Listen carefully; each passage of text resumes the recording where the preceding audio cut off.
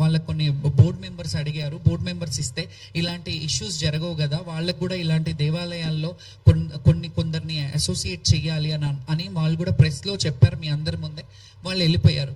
హ్యాపీగా ఉంది కదా అని మేము డ్యాన్స్ ఆడాము. అక్కడ ఆడితే కొంతమంది జోగినీలు ఏమంటారు, మీరు డ్రామా చేశారా, మీరు ముందు ప్రొటెస్ట్ చేశారు తర్వాత పోయి డ్యాన్స్ ఆడారు అని అంటారు. ప్రొటెస్ట్ చేసింది బోనాలు చాలా మంది వ్యక్తుల గురించి. అంతకుముందు జరిగిన బోనాల పండుగ రోజు నిర్వహించిన కార్యక్రమాల్లో ఏవైతే తప్పుదాలు ఉన్నాయో, పోలీస్ డిపార్ట్మెంట్ది కావచ్చు, ఎండోమెంట్లో సంబంధించిన సమస్యలు ఏవైతే ఉన్నాయో వాటి గురించి పోరాడం. నెక్స్ట్ డే ఆ ప్రొటెస్ట్ అయిపోయాక మీకు ఏం కావాలి అని అడిగి మమ్మల్ని సంజాయించినాక అంతా హ్యాపీ ఉన్నప్పుడు ఇంకొకటి, అమ్మవారి ముందు అమ్మవారి ఊరేగింపు బయటకు వచ్చింది.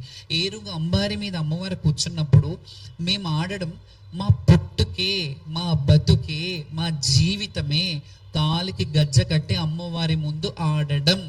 జోగినీలంటేనే, శివశక్తులంటేనే మాకు గజ్జ కట్టిన వరకు, మేము గజ్జ కట్టేంత వరకు మా బ్రతుకులు గడవవు. ఎందుకంటే మేము రెడీ అవుతాము అని అంటున్నారు కదా సో కాల్డ్ పీపుల్స్. మేము రెడీ అవుతేనే మాకు అన్నం పుడుతుంది. మేము ఇలా ఉంటేనే మాకు నలుగురు మమ్మల్ని పిలిపించి బోనాలు ఎత్తుతారు. మా అన్నం ఇది, మా అందమే మా అన్నం. అందుకే మేము దాని గురించి అలంకారంగా తయారవుతాం. మీరు ఎలా మాట్లాడతారు? మీకు కొంచెమైనా మానవత్వం ఉందా? ఒక మనిషిని, ఒక శివశక్తిని, ఇంత సీనియర్ మోస్ట్ శివశక్తిని అట్లా మాట్లాడడానికి మీ మాటలు నన్నేం కుంగజెయ్యవు. అయితే ముందుగా ఏడ్చుకుంటూ కూర్చోవాలి, నెక్స్ట్ డే ఆడొద్దు అని అంటే మీరెవరు చెప్పడానికి? ఏడ్చుకుంటూ చాలా ప్రభుత్వాలు ఏడిపించాయి మమ్మల్ని, మమ్మల్ని ఏడిపించిన ప్రభుత్వాలు ఏడ్చుకుంటూ ఉన్నాయి. కానీ అట్లా మేము ఎప్పుడు కూడా ప్రభుత్వం వ్యక్తులను ఎప్పుడు విమర్శించలేదు.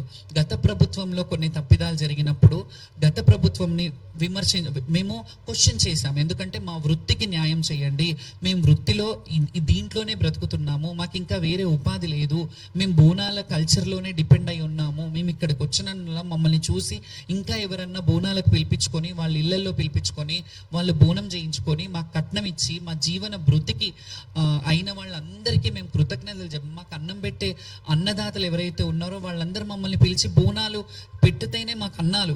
మేము చేసుకునే వేరే ఇది ఏమీ ఉండదు. మాకు బోనం వస్తే చాలా మంది శివశక్తులు, నేనన్నా కొంత అటు ఇటు కొన్ని సినిమా రంగంలో అందులో ఇందులో, అంటే ఎందులో తక్కువ మేము, ఎందులో తక్కువ, ఒక డాక్టరేట్ తీసుకోవడంలో తక్కువ, ఒక చదువులో తక్కువ, సంస్కారంలో తక్కువ అని మేము ఎందులో తక్కువ కాదనేది నేను ఎప్పుడు కూడా మా శివశక్తుల్లో చాలా మంది నన్ను రోల్ మోడల్, ఇన్స్పిరేషన్గా తీసుకున్న వాళ్ళకి నేను కరెక్ట్గా ఉండాలి. నేను ప్రపంచంలో మనం కొన్ని విషయాలు చేస్తాము, కొన్ని జాబ్ సాటిస్ఫాక్షన్ అంటారు, అలా సినిమా రంగంలో కూడా కొన్ని సినిమాలు చేశాను నేను.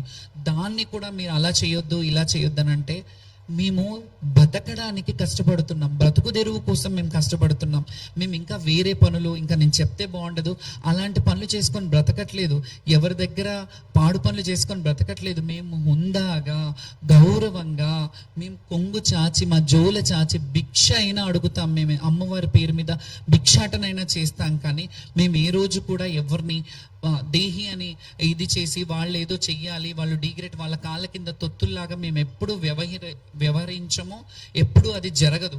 మేము ఎవరినైనా మమ్మల్ని అందరూ మా చేత బొట్టు పెట్టించుకుంటే బాగుంటుంది, అమ్మని ఈరోజు ఆషాఢంలో మమ్మల్ని పిలిపించుకొని మా గుమ్మం గడిగించుకుంటే బాగుంటుంది, మా కడప గడగండి, మా ఇంట్లోకి వచ్చి బియ్యం పోసుకోండి అని మమ్మల్ని ఆడపిల్లలుగా భావించినప్పుడు, మమ్మల్ని తెలంగాణ ఆడపడుచులుగా భావించినప్పుడు మీకేంటి బాధ? మీకెందుకు, మీరు ఎక్కడ మీరు ఇదవుతున్నారు? మీకు ఏంటి అంటే నేను ప్రొజెక్ట్ అవుతున్నానని అవుతే నా ఒక్కదాంతో కదా సమస్య. చాలా మంది ఉన్నారు, వాళ్ళని ఎందుకు అక్కున చేర్చుకోవట్లేదు మీరు? నేను అందరి గురించి కదా అడుగుతున్నా, మా శివశక్తులను కూడా అంటున్నాను. మీరు మాట్లాడేటప్పుడు కొంచెం కూడా మీరు విఘ్నత కోల్పోతున్నారు ఎందుకు? మీ అందరి గురించే కదా నేను మాట్లాడుతున్నాను. నేనేమన్నా ఈ మాట్లాడిన మాటలు, నాకు పిల్లలు ఉన్నారు, నా కొడుకులు ఉన్నారు, నాకు ఫ్యామిలీ ఉంది, వాళ్ళకి సంపాదించిపోతానా నేను మూట? నేను ఏదైతే చేస్తున్నానో ఈ పుణ్య కార్యక్రమము, నా శిష్యులు, నా దేశము, నా ప్రజలు బాగుండాలి. జోగినీలకంటూ ఏది ఉండదు, ప్రత్యేకమైన కోరికలు ఏమి ఉండదు. జోగిని అంటేనే ప్రభుత్వం బాగుండాలి, ప్రజలు బాగుండాలి, రాష్ట్రం బాగుండాలి అని కోరుకునే వాళ్ళు. జోగినీలంటే దానికి అర్థం తెలుసుకోండి ఫస్ట్. ప్రతి ఒక్కరు జోగినీలు అని, కొంతమంది జోగినీలని చలామణి అయ్యే వాళ్ళల్లో పెళ్ళయ్యి పిల్లలు ఉన్న వాళ్ళు కూడా కొందరు జోగినీలు అని చెప్పుకుంటున్నారు. మరి అది వాళ్ళ విఘ్నతకే వదిలేస్తాయి. ఎవరు చూడు జోగినీలు అంటారు. మీరు కూడా కొన్ని సోషల్ సైట్స్ లో వీళ్ళని జోగినీలు వాళ్ళని జోగిని వ్యవస్థ అంటే ఏంటో తెలుసా మీకు? మేము ఎన్ని ఇబ్బందులు ఫేస్ చేసి వచ్చామో తెలుసా? ఇదే జోగిని వ్యవస్థ గురించి పోరాడినప్పుడు 2010లో మేము హ్యూమన్ రైట్స్ కమిషన్కి వెళ్ళి జోగిని వ్యవస్థ గురించి పోరాడి, జోగిని నిర్మూలన గురించి పోరాడి, ఎంతో మందిని కలిసి డాక్టర్ హేమలత లవణం గారిని కలిసి, లవణం గారు అయితే ఎంత గాంధీయన్ అవార్డు గ్రహీత ఆయన, అట్లాంటి పెద్దవాళ్ళు ప్రెస్ మీట్లలో వచ్చి శ్యామల ఇంత చదువుకొని ఇంత మంచి ఉద్యమంలో ఎంత పోరాడుతుంది, అసలు హేమలత ఉంటే సంతోషించేది, నా దత్తపుత్రిక ఈమె అని పెద్దవాళ్ళు మాట్లాడిన సందర్భాలు ఉన్నాయి నా గురించి. నేను అంతమంది గురించి పోరాడాను. కొంతమందికి పెన్షన్లు ఇవ్వాలి, కొంతమంది నర్సింగ్స్ చేయించాము, కొంతమంది ఎడ్యుకేషన్ ఇప్పించడానికి పోరాడాము. ఇవన్నీ మేము ఎక్కడ ప్రచారం చేసుకోలేదే. ఎన్నో ఏళ్ళుగా చేస్తున్నాము. చేసిన వాళ్ళు అయితే ఉన్నారు కదా, ఇప్పుడు బాగుపడ్డ వాళ్ళు అయితే ఉన్నారు కదా, జోగిని వ్యవస్థలో నుంచి బయటకు వచ్చి బాగుపడ్డ వాళ్ళు ఉన్నారు కదా. అయితే ఇప్పుడు వచ్చే వాళ్ళు జోగిని అంటున్న వాళ్ళు 10 ఏళ్ళు 5 ఏళ్ళు 6 ఏళ్ళు ఉన్న వాళ్ళు మేము జోగినీలు. ఎవరు చేశారు వాళ్ళని జోగినీలు? ఎవరు జోగినీలు చేశారు? ఇప్పుడు మాట్లాడితే అన్ని ఇందులో కూడా లొసుగులు ఉంటాయి. చాలా తప్పు చేస్తున్నారు కొంతమంది శివశక్తులు మాత్రం, చాలా తప్పు మాట్లాడుతున్నారు. జోగిని వ్యవస్థలోనే బ్రతుకుతున్నాము, మా బాధలు మా అన్ని చూస్తున్న వాళ్ళు కూడా ఇలా మాట్లాడితే, ఒక దెబ్బ కొడితే రామ అని అంటారంట. దెబ్బలు తాకినప్పుడల్లా రామ అనుకునేవాళ్ళు, రాముడే వచ్చి ఒక దెబ్బ కొడితే ఇంకెవరికి చెప్పుకోవాలి అని అడిగినట్టుంది. ఇప్పుడు మా శివశక్తుల్లోనే కొంతమందిని ప్రోత్సహించి కొంతమందితో దుష్ప్రచారం చేస్తున్నాను. మీ విఘ్నతకు వదిలేస్తున్నాను. కొంతమంది ఇప్పుడు నేను ప్రభుత్వాన్ని ఇది చేస్తున్నాను, ఈ ప్రభుత్వం అంటది, ఆ ప్రభుత్వం, నాకు ఎవరు వ్యక్తులు కాదు అక్కడ పర్సన్స్ ఎవరైనా అయి ఉండొచ్చు. కానీ నాకు అక్కడ ఉన్న వాళ్ళు ఎవరైతే ఉంటారో వాళ్ళని క్వశ్చన్ చేస్తా, అధికారులు ఎవరైతే ఉన్నారో వాళ్ళని క్వశ్చన్ చేస్తా. గతంలో మరి కేసీఆర్ గారు ప్రభుత్వం ఉన్నప్పుడు నేను విమర్శిస్తే కాంగ్రెస్ వాళ్ళు చేశారు అని చెప్పారు. ఇప్పుడు బీఆర్ఎస్ వాళ్ళు చేస్తున్నారని చెప్తారు. మీరు వీళ్ళ మధ్యలో మేము బలైపోతున్నాం. మీకు అది అర్థం కావట్లేదు. ఒక విషయం చెప్తాను.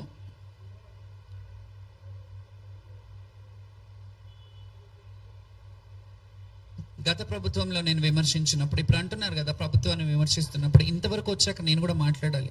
ఎందుకంటే ఇన్ని రోజులు నోరు మూసుకున్నాను. ప్రతిసారి బుజ్జగిస్తారు, పంపిస్తారు, ఏమంటారు, చెప్పుతో కొడతారు, ఊరుకో అని అంటారు, ఇవన్నీ చేస్తారు. మేము కూడా చెప్పాలి.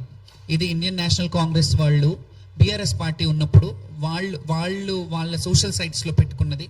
ఏమని రాశారంటే, బంగారు తెలంగాణ అంటే మీ నలుగురేనా? బోనాలు తెస్తుంటే జోగినికి ఇంత దారుణంగా కించపరుస్తారా? తెరాస పాలన మహిళలకు ఇంత ప్రాధాన్యత ఉందో అని చూస్తే అర్థమవుతుంది అని చెప్పి నా కంటతడికి సానుభూతి చూపించారు. అదే పార్టీ ఇప్పుడు మీరున్నారు ప్రభుత్వంలో. ఈ మాట మీరు అప్పుడు అన్నప్పుడు ఇప్పుడు మా బాధ కదా, ఇది రాజకీయమా? మీరు ఎందుకు రాజకీయం చేస్తున్నారు దీన్ని నాకు అర్థం అవ్వట్లేదు. అప్పుడు వాళ్ళు ఏమన్నారు, కాంగ్రెస్ వాళ్ళు ఇది చేయిస్తున్నారని వాళ్ళు ఉన్నప్పుడు అన్నారు. మీ ఇద్దరి మధ్యలో మేము నలిగిపోతున్నాం, మీ పార్టీల మధ్యలో మేము నలిగిపోతున్నాం. మాకు మీతో వచ్చిన లాభం ఏమీ లేదు. మీరు ఇచ్చిన డబ్బులు మేమేమైనా తీసుకొని బ్రతుకుతున్నామని కాదు. ఇంకొక విషయం చెప్తాను. ఈ డబ్బుల విషయం వచ్చింది కాబట్టి కొందరు ఏమన్నారు, మీకు డబ్బులు ముట్టలేవా, లేకపోతే ముట్టినాయా, డబ్బులు ముట్టనందుకు మీరు ఇలా విమర్శిస్తున్నారా ప్రభుత్వాన్ని అని అన్నారు. మీకు ఎన్ని ముడుపులు ముట్టితే లోపలికి వెళ్ళేసి డబ్బులు తీసుకొని బయటకు వచ్చి మీరు ఇలా డాన్స్ ఆడారు అన్నారు. లోపల ఉన్నది ఇప్పుడు ప్రస్తుతం ఉన్న మంత్రివర్యులు పొన్నం ప్రభాకర్ గారు అండ్ తలసాని శ్రీనివాస్ యాదవ్ గారు, అక్కడున్న ఒక ఐపీఎస్ ఆఫీసర్ ఉన్నారు. వాళ్ళు ముగ్గురు ఉన్నారు కదా, వాళ్ళు కదా సీసీ కెమెరాల సమక్షంలో ఉంటాం కదా, ఏది పడితే అది మాట్లాడేస్తామని అంటారు కదా. నాకు ముడుపులు ఇచ్చినట్టు అంటే వాళ్ళు లంచం ఇచ్చినట్ట, వాళ్ళు ఇచ్చారని మీరు ఏమైనా ప్రూఫ్ చేస్తారా? ఎక్కడ తెలుసుకొని మీరు మాట్లాడారు? ఏం తెలుసుకొని మీరు దాని మీద విమర్శించారు? ఇప్పుడు మాకు లంచం ఇచ్చినట్టు అంటే ఇప్పుడు మంత్రి గారు మాకు లంచం ఇచ్చినట్ట, మేము లంచం తీసుకున్నట్ట? ఏం మాట్లాడుతున్నారు మీరు? డబ్బులు ఎక్కడి నుంచి వచ్చింది? దీన్ని ఎందుకంటున్నానంటే ప్రభుత్వం వాళ్ళు ఖచ్చితంగా ఈ సోషల్ మీడియాల పైన ఒక కొరడ జులిపించాల్సిందే. ఎందుకంటే ఇష్టానుసారంగా కొన్ని విషయాలలో వ్యక్తిగత హననం చేస్తున్నారు.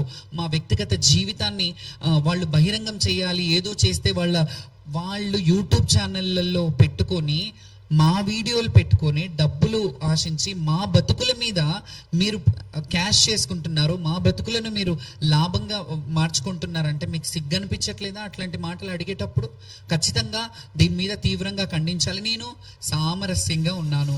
నేను ప్రభుత్వం మాట్లాడంగానే వాళ్ళు మారుబోనాలు చేపిస్తాను అన్నప్పటి నుంచి నేను సైలెంట్ అయిపోయాను. నేను ఏం మాట్లాడలేదు, వచ్చేసాను.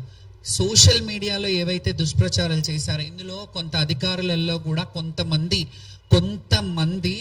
కావాలని వాళ్ళని పిలిపించుకొని మాట్లాడి యూట్యూబ్లలో వేయించారనే విషయం నాకు తెలిసింది. దాన్ని కూడా క్లారిఫై చేస్తాను నేను ఖచ్చితంగా. ఎందుకంటే వాళ్ళ మీద బురద పడ్డ బురదని తుడుచుకోవడానికి మమ్మల్ని విక్టిమ్ చేశారు. ఇక్కడ మా మీద రుద్దుతున్నారు ఆ బురద. వాళ్ళు క్లీన్ కట్గా ఉండాలని చెప్పి మమ్మల్ని నోడల్ ఆఫీసర్ని వేశారు. నోడల్ ఆఫీసర్ దగ్గరుంటే నా మాటే వినట్లేదు, పాసులు ఇవ్వట్లేదు. పాసులు ఇస్తామన్నారు, ఒక 5 మందిని తీసుకెళ్ళండి, మీ 5 మందికి మేము వదులుతాము అంటే మేము అన్నాం ఫెమిలియర్గా ఉన్న వాళ్ళు వచ్చేప్పుడు ఇబ్బంది అవుతుంది కాబట్టి మీరు కొంత రక్షణ కల్పించాలి, మా బోనాలు మంచిగా తీసుకెళ్ళాలి అని అంటే సరే అని చెప్పారు. వాళ్ళ తప్పిదం, వాళ్ళు పాసులు ఇవ్వకపోతే మేమేం చేయాలి? వాళ్ళు పాసులు ఇస్తామని 2 రోజుల ముందు నుంచి ఆ పోలీస్ స్టేషన్ల చుట్టూ తిప్పించుకొని 4 సార్లు పొద్దునుంటే వాళ్ళు లేరు వీళ్ళు లేరు, బయటికి వెళ్ళారు, వస్తారు, సంతకాలకి వెళ్ళాయి, వాళ్ళ దగ్గర ఉన్నాయి, ఎస్ఐ దగ్గర ఉన్నాయి. ఇవన్నీ మీరు కదా చెప్పింది, మేము అడగలేదు కదా. మీరు ముందు మమ్మల్ని పిలిపించి మీరు కదా మీటింగ్ పెట్టింది, మరి మీరు కదా దీన్ని సంజాయిషి ఇవ్వాలి. సోషల్ మీడియాలలో వస్తున్న అవాస్తవాలని మీరు కదా చెయ్యాలి. నేను సామరస్యంగా మాకు జరిగిన అవమానం గురించే మాట్లాడాము. మీరు మీ గురించి వస్తున్న వాస్తవాలు, మరి మీరు డబ్బులు ఇచ్చారా మాకు? ఈ వివరణ ఎవరు చెప్పాలి? మీరే చెప్పాలి, మీ బాధ్యత. మంత్రి గారు కూడా దీని మీద స్పందించాలి, దీని మీద వివరణ ఇవ్వాలి. ఎవరైతే అన్నారో డబ్బులు ముట్టలేదని మీరు ఇలా చేశారా అది ఇదని అన్నారో వాళ్ళ మీద మీరు మాట్లాడాలి. కొన్ని సోషల్ మీడియాల మీద నేను ఖచ్చితంగా లీగల్ యాక్షన్ తీసుకోబోతున్నాను. ఇవన్నీ పక్కన పెడితే కొన్ని విషయాల్లో ఈమెకు ప్రత్యేకమైన వాళ్ళు వచ్చి ఇది చేయాలి.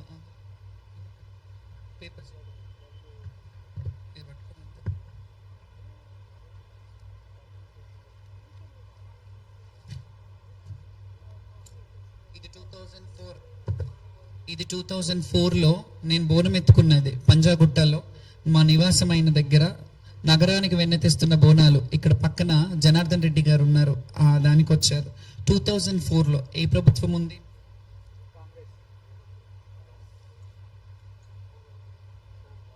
ఇది 2007 శిల్పకళా వేదిక గవర్నమెంట్ యాడ్. ఇది గవర్నమెంట్ యాడ్లో నేను ఇక్కడ ఉన్నాను. ఇక్కడ మాజీ స్వర్గస్థులు రాజశేఖర్ రెడ్డి గారు ఉన్నారు, అంజన్ కుమార్ గారు ఇప్పుడు ఆంధ్రాలో ఉన్నారు, ఆనం రామనారాయణ రెడ్డి గారు ఎండోమెంట్ మినిస్టర్ ఇప్పుడు అక్కడ. అప్పుడున్న పర్యాటక సాంస్కృతిక శాఖ మార్చిలు అందులో నా యాడ్లో వేశారు 2007లో. చరిత్రలో నేను ఉన్నాను. ఈ కొత్తగా వచ్చి నేను పబ్లిసిటీ స్టంట్ చేసుకోవాల్సిన అవసరం లేదు. ఈ చరిత్రను ఎవ్వరూ నా నుంచి కాల రాయలేరు. 2007 అంటే ఎన్ని సంవత్సరాలు అవుతుంది? 19 సంవత్సరాలు. 19 సంవత్సరాల కింద ఉంది. ఎవరినైనా ఒక్క శివశక్తి, ఒక్క జోగినినైనా ఇలా తెచ్చి చూపించమంటారా? ఆ సత్తా ఉందా? జోగిని నిర్మూలన గురించి 2010లో సాయి కృష్ణ ఆజాద్ గారు ఉన్నప్పుడు ఆయన కూడా ఉన్నారు. ఇందులో ప్రభుత్వ చర్యలు తీసుకోవాలి, జోగిని వ్యవస్థను రూపుమాపేనందుకు. ఇందులో 2 రకాలుగా ఉన్నారు. జోగిని వ్యవస్థలో ఉన్న వాళ్ళు కొందరు ఎక్స్ప్లాయిటేషన్ అయి దొరలకు, పటేళ్లకు, పట్వారీలకు ఇదైన వాళ్ళు కొంతమంది ఉంటే, సంస్కృతికి ముడిపడి ఉన్న వాళ్ళం ఉన్నాము. సిటీలో అట్లాంటి పటేల్ పట్వారీ వ్యవస్థలు లేవు, సిటీలో పుట్టినాము. కానీ జోగిని వ్యవస్థకి లింకప్ అయి ఉన్నాం మేము. కాబట్టి జోగిని వ్యవస్థని కొన్ని మహిళలను మేము రక్షించగలిగాము. అప్పుడు కూడా సహాయ జోగినీస్ వెల్ఫేర్ అసోసియేషన్ అని పెట్టాను. ఇది 2010లో. ఆయన అన్నారు నమ్మలేని నిజం అని ఒక డాక్యుమెంటరీ చేశాను. నేను డాక్యుమెంటరీ చేసి నమ్మలేని నిజం అని చెప్పి జోగిని వ్యవస్థలో ఉన్న దుర్లభమైన వాళ్ళ జీవితాలను మీరు నమ్మలేని నిజం అని యూట్యూబ్లో కొట్టినా తెలుస్తుంది. వాళ్ళ దుర్భరమైన జీవితాన్ని క్లియర్ కట్గా అందులో పవన్ కళ్యాణ్ గారి వాయిస్తో కూడా మేము రావయ్య మా ఇంటికి అని ఆ సాంగ్ని మేము యూజ్ చేసాం. అందులో ఎందుకు యూజ్ చేసామంటే తిననీకే బ్రౌన్ షుగర్ మందున్నది అనుభవించడానికి జోగినీలున్నారు అనే పాట అందులో ఉంది. అది ఏ సినిమాలో నాకు తెలియదు, కానీ అందులో జోగిని వ్యవస్థలనే మీరు అనుభవించడానికి జోగిని బిడ్డ వాళ్ళు ఉన్నారు అని దాన్ని పట్టుకు బేస్ చేసుకొని ఆ డాక్యుమెంటరీ కూడా చేయడం జరిగింది. ఇందులో ఉన్నవాళ్ళు చూడండి, చంద్రబాబు నాయుడు గారు మహంకాళి టెంపుల్కి వచ్చింది, ఇది నేను మహంకాళి టెంపుల్కి వచ్చిన చరిత్ర నేను. ఇయాలో నిన్ననో పోయి మహంకాళి చరిత్రకు అసోసియేట్ లేను. నేను చరిత్ర ఎప్పటి నుంచో ఉన్నదో, నేను పుట్టిన చరిత్ర, నేను ఎప్పటి నుంచో గుడి చరిత్ర గురించి చెప్పట్లేదు, నా చరిత్ర గురించి. చంద్రబాబు నాయుడు గారు, చిరంజీవి గారు, వీళ్ళందరూ అప్పుడు హేమీలో వచ్చారు, అప్పుడున్న మంత్రులు. అప్పుడు కాంగ్రెస్ ప్రభుత్వం ఉందిగా, అప్పుడు కూడా కాంగ్రెస్ ప్రభుత్వం ఉందిగా. అప్పుడు కల్వకుంట్ల కవిత గారు అప్పుడు పార్టీ అధ్యక్షురాలు కూడా కాదనుకుంటా, బోనం ఎత్తుకొని వస్తున్నారు. అప్పటికి పార్టీ పెట్టలేదు ఆవిడ.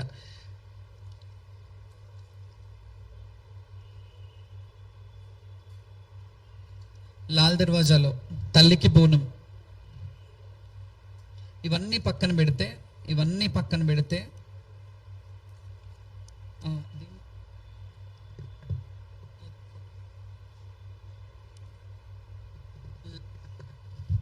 దీని గురించి మాట్లాడతాను ఇప్పుడు. ఎందుకంటే ఆమె ఏం రైట్ ఉంది, ఆమెను ఎందుకు తీసుకెళ్ళాలి, ఆమెని పోలీసు వాళ్ళు వచ్చి ఎందుకు లాంఛనంగా ఇది చేయాలి, అది చేయాలి అని నేను నా ఒక్కదాని గురించి అడగలేదు. కానీ ఇప్పుడు అడుగుతున్నాను, నా హక్కుని ఎవరు నా నుంచి కాల రాయలేరు. ఎందుకు చెప్పనా? ఇది శ్రీ ఉజ్జయిని మహంకాళి అమ్మవారి దేవస్థానం నుంచి చైర్మన్ గారు, ఫౌండర్ చైర్మన్ గారు, ఎగ్జిక్యూటివ్ ఆఫీసర్ ఈఓ గారు వాళ్ళు ఇచ్చిన సర్టిఫికెట్ నాకు 2021లో. This is the certificate that Lashkar ఆడపడుచు, ఇందులో మీరు చూడొచ్చు, లష్కర్ ఆడపడుచు Shrimati Jogini Shyamala, daughter of Kolipaka Lingaiah, Shrimati Manimma, hails from Jogini family. Her excellence behaviour, చూడండి, her excellence behavior in performing Lashkar Bonalu and Batkamma is known to everyone in Telangana state. As Jogini Shamala is performing Modati Bonam, ఇది మీరు గుర్తుపెట్టుకోవాలి, ప్రజలు కూడా గుర్తుపెట్టుకోవాలి, చూసే వాళ్ళు గుర్తుపెట్టుకోవాలి, శివశక్తులు కూడా గుర్తుపెట్టుకోవాలి. మొదటి బోనం, మారు Bonam and Bathukamma festival in Ujjaini Mahankali temple since 20 to 25 years. ఇది ఇచ్చిన 4 సంవత్సరాలు అయింది. 20 to 25 years. Her character and conducting is very good and perfect in all the above pujas. May Goddess Ujjaini Mahankali blessings be showed on her. ఈ లష్కర్కి ఆడపడుచు అనే certificate ఏవైతుందో Ujjaini Mahankali దేవస్థానం నుంచి ఉంది. మీ ఇళ్లలో ఆడపడుచులకి అన్యాయం జరిగితే అడగరా, మాట్లాడరా? వాళ్ళ ఆవేదన ఒక ఇంటి మీద అన్ననో తమ్ముడో అక్కనో చెల్లునో వాళ్ళని ఇబ్బంది పెట్టినప్పుడు వాళ్ళని అడగరా? నేను అడగడంలో తప్పే ఉంది. నేను బోనాలలో తెచ్చినప్పుడు, నా బోనం వచ్చేటప్పుడు మీరు ఖచ్చితంగా నాకు ఆ ప్రయారిటీ ఇవ్వాలని అనడంలో తప్పేముంది? హిట్ టీవీ యాప్, ఇందులో short news, live news, entertainment shows, movies, digital magazines తో పాటు మీ జిల్లా వార్తలను కూడా ఫ్రీగా చూడొచ్చు. ఇంకెందుకు ఆలస్యం, వెంటనే హిట్ టీవీ యాప్ ని డౌన్లోడ్ చేసుకుని ఫ్రీగా ఎంటర్టైన్మెంట్ పొందండి. Hit TV app, hit TV app, please download hit TV app. Hit TV app ని ఫ్రీగా డౌన్లోడ్ చేసుకుని ఎంజాయ్ చేయండి. మీకు నచ్చిన ఎంటర్టైన్మెంట్ కోసం హిట్ టీవీ యాప్ ని ఫ్రీగా డౌన్లోడ్ చేసుకుని ఎంజాయ్ చేయండి. హిట్ టీవీ యాప్ ని డౌన్లోడ్ చేసుకుని ఆస్వాదించండి, ఆశీర్వదించండి. ఇంతమంది సెలబ్రిటీలు హిట్ టీవీ యాప్ ని డౌన్లోడ్ చేసుకోండి అని చెప్తున్నారంటే ఎంత మంచి యాప్ ఆలోచించండి. అమెరికా అమెరికాలో చదవాలనుకునే వాళ్ళకి విశ్వసనీయమైన పేరు మన శౌర్య కన్సల్టెన్సీ. UK లో 1 year masters, UK లో 1 year masters, 2 years work permit up to 5 years visa. Contact Saurya Consultancy. Contact 89851 89851.